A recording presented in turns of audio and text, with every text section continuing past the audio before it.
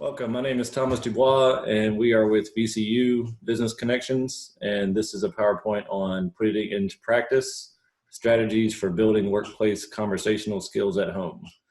Again, my name is Thomas DuBois. This is my son, Caleb, and we have Candice with us. Hi, everyone. I'm Candice Elliott. And again, we're here today to discuss putting it into practice, talking about some strategies for building workplace conversational skills while we're at home. So why do we want to work on these things? Workplace conversational skills can essentially help make or break our relationships with our supervisors, our coworkers, customers, any or all of the above. So we want to continue to build these strong relationships, build rapport with the people we're working with and the people we come into contact every day. We want to fine-tune those communication skills, make sure our greetings are certainly appropriate. We also want to learn and apply these workplace social rules at home. We want to work on these things with our family members and our friends in order to practice, right? Practice helps us all, make things perfect, if you will. So while we're in the situation we're in, working from home and we can't get out into the regular workplace, we can still continue to work on these skills and keep our confidence and self-esteem up when we do return to the workplace. It'll help us certainly find new employment and certainly keep current employment that we do have. So one way that we can work on these conversational skills and practice, the most effective way, is using something called behavioral skills training. So it's a 4-step process, and the 4 steps are listed here. So using each one will help us both model, give feedback, and practice most effectively. So when we start with behavioral skills training, the first thing we want to do is introduce the conversation, right? So we want to describe what we're doing, with the person we're practicing with. Okay, here's what's going to happen, and explain how it's going to work up front. Second, we want to model what we're going to be practicing. So we want to show them how we're going to perform this skill. We want to show them what the conversation is going to look like first, maybe practice with another family member so they can see firsthand what it's going to look like. We want to have a successful model for them so that way when we move to step 3 and we practice with them, they're set up for success and they know what is expected of them during this practice.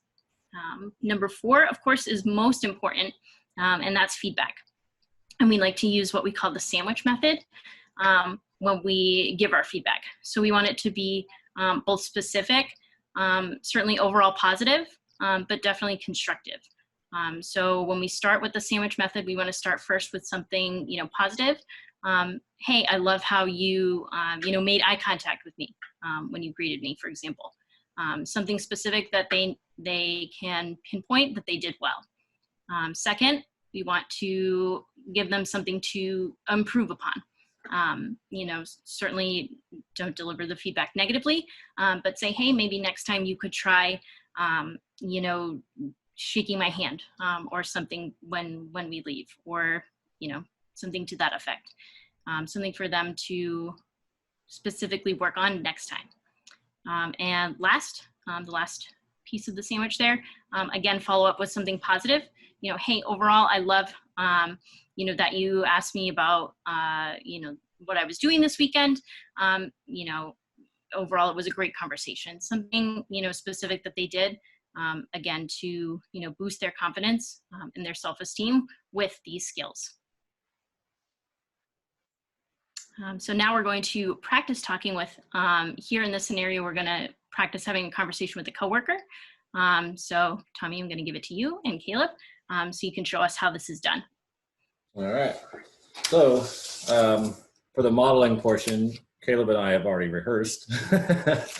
So basically what it's going to look like is I'm going to stand over here and pretend like I'm working.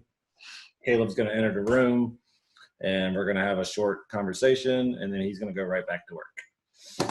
All right. So he has his little script here and we're going to practice. Hey, how's it going? Pretty good. How's it going? Did you watch the game last night? No, I didn't get to watch it. I really thought Green Bay would win this week. Yeah, they're a pretty good team. They probably should have won. Okay, I need to get back to work. All right, man. Have a good day. You too. All right. So that was our short and to the point conversation while having a brief conversation with coworkers at work, but still being productive. All right, so we're going to go into the feedback portion.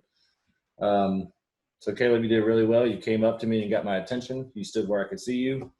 All right. And you started a conversation. You asked me how I was going. All right. And you waited and listened for me to answer. And then you asked another question and we had a little short conversation. And then you did what you're supposed to, is get back to work. So very good on that. How was his volume? Could you hear him okay, Candice? I could. Maybe that would be something to improve upon next time. Maybe a little bit louder. Maybe just speak up a little bit, not being so nervous.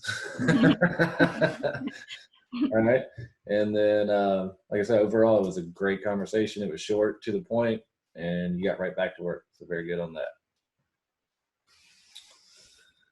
All right. So other skills that we can certainly practice besides that example there is, working on conversational skills, whether, the person is assisting a customer, someone from the public coming in, or working on ways to ask for help at work. It's certainly a situation we all find ourselves in, asking others for help, whether it's a coworker or our supervisor or both. These are all, really relevant situations that you can kind of role play, just like Tommy and Caleb did there, while we're at home here. We can find these resources. VCU has compiled all of these together on our Business Connections page at this link here. So Business Connections under the COVID-19 section. So all these resources, including some practice scripts and materials that you can use at home, will be listed here for you.